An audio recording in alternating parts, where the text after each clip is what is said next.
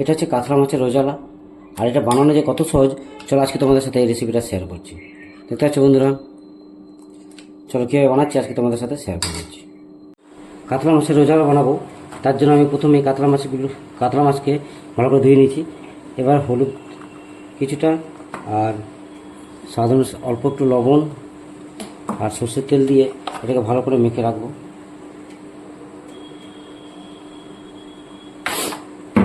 এবার এটাকে ভালো করে মেখে রাখবো। ফাইনালি মাছ ভাজার জন্য তেল চাপিয়ে দিয়েছিলাম। এবার তেলটা হয়ে গেছে আমার। এবার মাছগুলোকে এটাকে ভেজে নেব।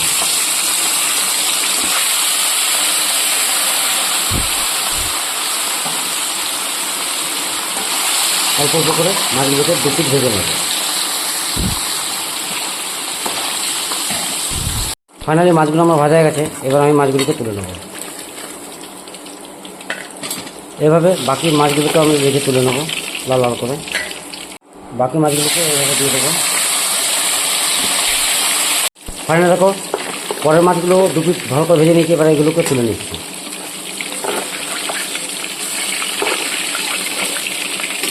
ফাইনালি আমার মাছগুলো ভাজা হয়ে গেছে।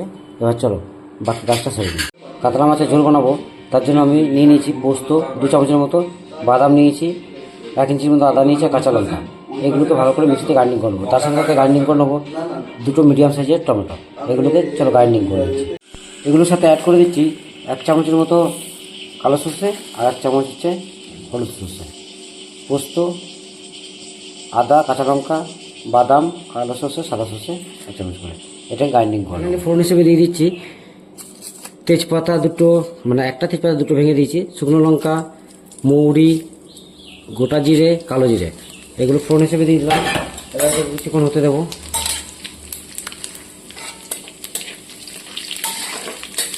অ্যাড করে দিচ্ছি টমেটো পেস্ট, 2 মিডিয়াম সাইজের টমেটো কেটে রেখেছিলাম, পেস্ট করেছিলাম, এবার অ্যাড করে দিলাম। এবার এটা কিছুক্ষণ হতে দেবো।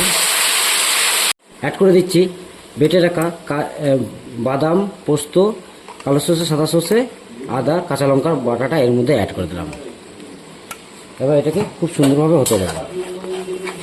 অ্যাড করে দিচ্ছি মিক্সি বাটা জলটা। এবার এটাকে খুব সুন্দরভাবে হতে দেবো।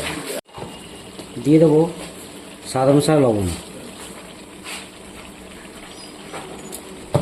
আর দিয়ে দেবো জেনারেলি রেজালা সাদা হয়, কিন্তু আমি এটাকে কালার বানাবো, দেখতে খুব সুন্দর লাগবে এবং টেস্টও থাকবে পারফেক্টলি। বাট আমি কালারের জন্য অল্প একটু হলুদ দিয়ে দিলাম, আর কাঁচা লঙ্কা তো ঝালের জন্য আছে, আর কালারের জন্য শুকনো লঙ্কা, কাশ্মীরি গোটা লঙ্কা ওটা দিয়ে দিলাম, যাতে কালারটা খুব সুন্দর হবে। এবার চলো এটাকে কিছুক্ষণ হতে করে দিচ্ছি ফেটিয়ে রাখা টক দই।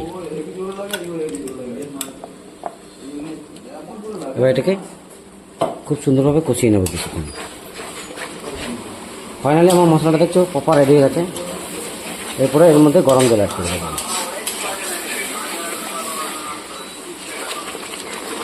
গরম জল কেন দিচ্ছি, কেননা আমার একটু তাড়াতাড়ি হবে বলে। যাদের নেই তারা ঠান্ডা জল ইউজ করতে পারো, তো আমি আমার কাছে আছে বলে আমার অপশন গরম জল দিয়ে দেবো। চলো এবার যেহেতু গরম জল দিয়েছি, এই জন্য আমি মাছগুলোকে এর মধ্যে অ্যাড করে দেবো। ভালো করে ডুবিয়ে নেবো, আর একবার ফুটতে দেবো। ফাইনালি দেখো ঝোলটা ফুটে গেছে। এবার এটাকে নামিয়ে নেবো। চলো বন্ধুরা, ভালো মন্দ অবশ্যই ফিডব্যাক শেয়ার করবে। Thank you. ফাইনালি নামিয়ে নিয়েছি। এবার এটাকে সার্ভ করা যাবে। দেখছো বন্ধুরা, আমার প্রপার কাতলা মাছের রোজালা রেডি করে দিয়েছি। চলো থ্যাংক ইউ।